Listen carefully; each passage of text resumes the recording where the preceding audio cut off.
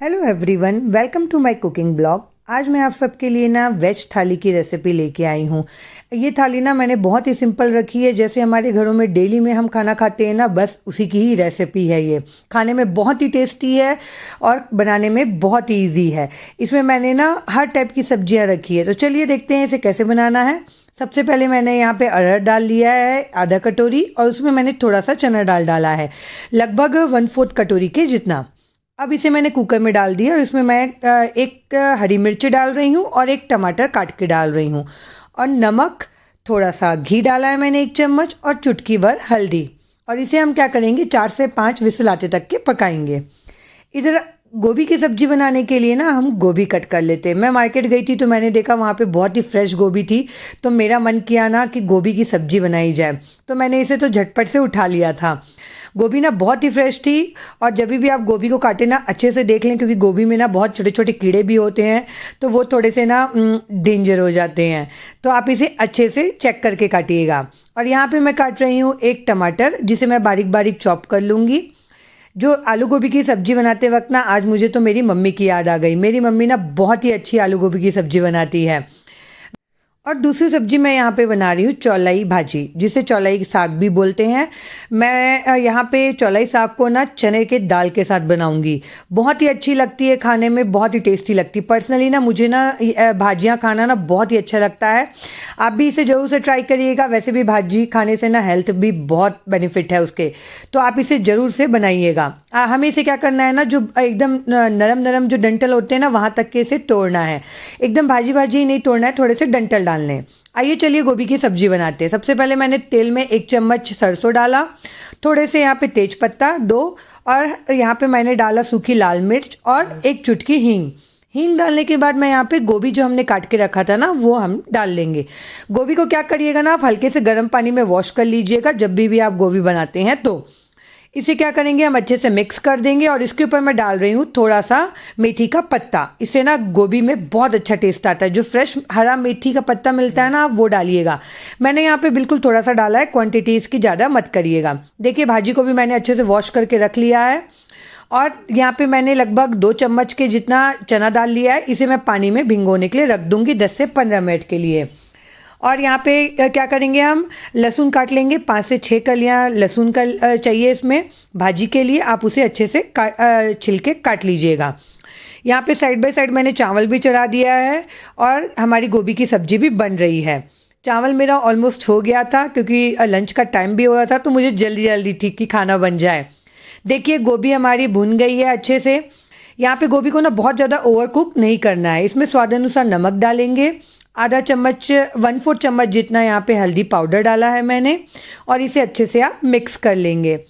यहाँ पे ना नमक डालने के बाद आप थोड़ा सा मतलब 1/4 गिलास के जितना इसमें पानी डालिएगा, ताकि क्या है ना, गोभी थोड़ा अच्छे से पक जाए, उसमें अंदर तक के नमक अच्छे से रिस जाए। अब यहाँ पे मैं आज बनाने वाली हूँ खीरे का रायता। तो उसके लिए मैंने एक खीरा ले लिया है, उसे मैंने छील लिया है और कद्दूकस कर लिया है। ये खीरे का रायता ना बहुत ही टेस्टी लगता है और बनाने में बहुत ईजी है। देखिए गोभी की सब्जी यहाँ साइड बाय साइड हमारी बन रही है। गोभी भी हमारा पक गया अच्छे से। अब इसमें मैं डाल रही हूँ टमाटर, बारीक कटा हुआ टमाटर डाल रही हूँ। और मैंने यहाँ पे फ्रोज़न मटर लिया था, जिसे मैंने पानी में भिगो दिया था। और स्वाद अनुसार नमक, नमक ध्यान से डालिएगा, क्योंकि हम पहले गोभी में भी नमक डाल चुके हैं। और थोड़ी सी हल्दी डाला है मैंने। जब टमाटर हल्के से पक जाए ना, तो इसे हम अच्छे से अब मिक्स कर लेंगे। ये सब्जी ना बहुत ही टेस्टी लगती है। इसमें ना तो ज़्यादा मसाले पड़ते हैं, फिर भी खाने में ना बहुत ही अच्छी लगती है। आप इसे पूड़ी के साथ, रोटी के साथ, चावल के साथ खाइए। अब मैं इसमें डाल रही हूँ 1 चम्मच धनिया पाउडर। धनिया पाउडर से ना बहुत अच्छा टेस्ट आता है। और आधा चम्मच के करीब कश्मीरी लाल मिर्च। इसे अब अच्छे से हम मिक्स कर लेंगे। और यहाँ पे फ्लेम ना आप मीडियम रखिएगा, एकदम हाई फ्लेम में आप सब्जी को मत पकाइएगा। और यहाँ पे 1/4 चम्मच मैं गरम मसाला डाल रही हूँ। घर में बनाया हुआ गरम मसाला है ये मेरा, आप अच्छी क्वालिटी का गरम मसाला डालिएगा। और लास्ट में ना इसमें 1 चम्मच शुद्ध घी डालिएगा, और हरा धनिया बारीक कटा हुआ। बस आपकी गोभी की सब्जी रेडी है। खाने में ना बहुत ही टेस्टी लगती है, देखने में भी कितनी यम्मी लग रही है ना। आइए चलिए अब रायता बनाते हैं। 1 चम्मच मैंने तेल डाला है, उसमें मैं डाल रही हूँ 1 चम्मच जीरा। और उसमें हमने जो खीरा कद्दूकस करके रखा था ना, वो डाल देंगे। और इसे हमें ना लगभग बस 2 से 3 मिनट के लिए भूनना है, जब तक कि इसका एक्सेस वाटर ये ख़त्म ना हो जाए इसमें का। इसे हमें ओवर कुक नहीं करना है, क्योंकि खीरा क्या है ना, नहीं तो ज़्यादा पक जाने पे अच्छा नहीं लगेगा। अब इधर मैं भाजी फ्राई कर रही हूँ। उसके लिए मैंने तेल में लहसुन डाला है, हरी मिर्च डाला है। लहसुन को बारीक बारीक काट लीजिएगा, लहसुन की क्वांटिटी ना ज़्यादा रखिएगा। और फिर भींगा हुआ चना दाल डाल रही हूँ मैं यहाँ पे। चना दाल डालने के बाद अब अच्छे से इसे मिला लीजिएगा। और जो हमने चौलाई का साग भाजी भी बोलते हैं, हमारी तरफ ना इसे भाजी बोलते हैं, तो चौलाई जो भाजी हमने धो के रखा था ना, वो हम इसमें डाल देंगे और इसे ढक के लगभग 1 मिनट के लिए पकाएंगे।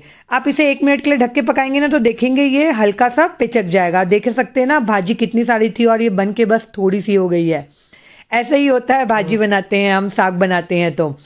अब इसे अच्छे से मिक्स कर लीजिएगा और देखिए ये ना बहुत ही अच्छी लगती है खाने में।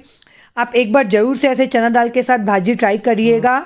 यकीन मानिए आप इसे ना बार बार बना के ज़रूर खाएंगे। भाजी को हमें तब तक के पकाना है जब तक कि इसका एक्सेस वाटर पूरा सूख ना जाए और ये बिल्कुल ऐसे थोड़ी सी सूखा सूखा ना हो जाए। अब हम रायते के लिए दही फेंट लेते हैं। यहाँ पे मैंने 1 कटोरी दही लिया है, जिसे मैं हाथों से ही फेंट रही हूँ। आप चाहें तो मिक्सर में भी चला सकते हैं। देखिए अच्छे से दही हमारी फिट गई है। इसमें मैं डाल रही हूँ नमक। आप अपने टेस्ट के अकॉर्डिंग नमक डाल लीजिएगा। इसमें 1 चम्मच मैं जीरा पाउडर डाल रही हूँ यहाँ पे, और 1 चम्मच शक्कर डाल रही हूँ। शक्कर डालने से ना बहुत अच्छा टेस्ट आता है रायते में। और इसमें हम डाल रहे हैं जो कद्दूकस किया हुआ खीरा हमने जो भून के रखा था ना, वो। इसे आप अच्छे से मिक्स कर लीजिएगा और इसे फ्रिज में रख दीजिएगा। ठंडे होने के बाद ना ये बहुत ही अच्छी लगती है खाने में। देखिए आपका रायता रेडी है एकदम। देखिए हमारा जो दाल है ना, वो भी अच्छे से पक गया था। 4-5 विसल मैंने लगा दिया था। तो अब दाल में तड़का लगाते हैं। यहाँ पे मैंने घी डाला है 2 चम्मच। उसमें मैं डाल रही हूँ जीरा 1 चम्मच और थोड़ा सा हींग और सूखी लाल मिर्च और कश्मीरी लाल मिर्च का पाउडर। इसे आप थोड़ा सा हल्का सा बस पकाइएगा और दाल में डाल दीजिएगा। बस आपका ना ये बहुत ही टेस्टी दाल रेडी है। आप ऐसे इस तरीके से एक बार दाल बना के ट्राई करिएगा, खाने में बहुत ही अच्छी लगती है। हम गर्मा गर्म अपनी रोटी भी बना लेते हैं जल्दी से। आइए, क्योंकि टाइम हो रहा है लंच का। देखिए रोटी भी बहुत अच्छे से फूली फूली रोटियां बन रही है। ऐसी फूली फूली गरम गरम रोटी मिले ना, तो एक रोटी की जगह ना इंसान 4 रोटी भी खा जाए। आइए चलिए सर्व करते हैं। ये रहा हमारा खीरे का रायता, गोभी और मटर की एकदम टेस्टी सब्जी, चौलाई का साग, और आप इसे सर्व करिए गर्मा गर्म चावल के साथ। यकीन मानिए आप ये थाली एक बार ट्राई करिएगा और मुझे बताइएगा कि आपको ये रेसिपी कैसी लगी। मैं आपसे मिलती हूँ कल अगले नए थाली रेसिपीज़ के साथ। आपको मेरी वीडियोस पसंद आ रही है, मेरे चैनल को सब्सक्राइब करिए और मेरे वीडियोस को शेयर करिए। Bye bye.